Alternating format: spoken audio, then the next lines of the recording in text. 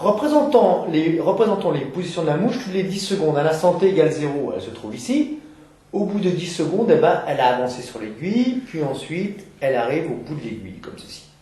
Alors, de quelle distance a-t-elle avancé? On sait que la vitesse v, c'est la distance sur l'intervalle de temps. Autrement dit, la distance est égale à la vitesse fois l'intervalle de temps.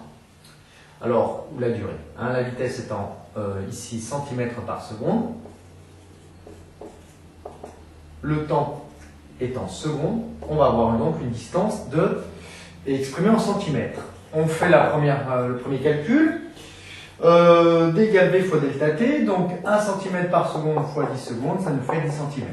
Ça veut dire si à l'instant T égale 0, la mouche se trouvait ici, au bout de 10 secondes, elle va se retrouver où? Donc on va appeler ce point par exemple le point A0 si vous voulez. Hein.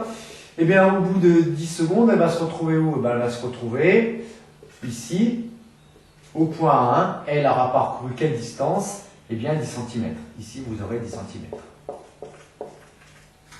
Au bout de 20 secondes, évidemment, elle va se retrouver où? Eh bien elle va se retrouver ici. Elle aura parcouru 20 cm.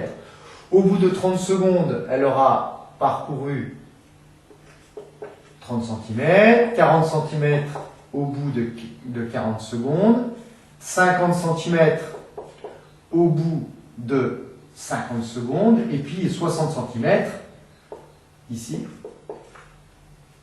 au bout de 60 secondes. Au bout d'une minute, elle sera au bout de l'aiguille.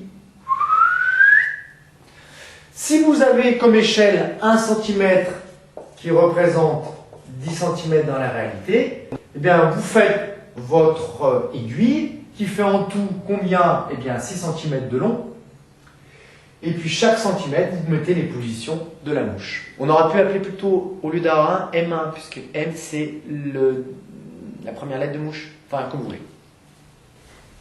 Dans le référentiel aiguille, comment est-ce qu'on appelle ce mouvement? Eh bien la trajectoire est une droite.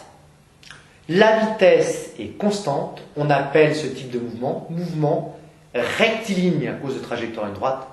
Rectiligne uniforme. Uniforme, ça veut dire tout simplement que la vitesse est constante.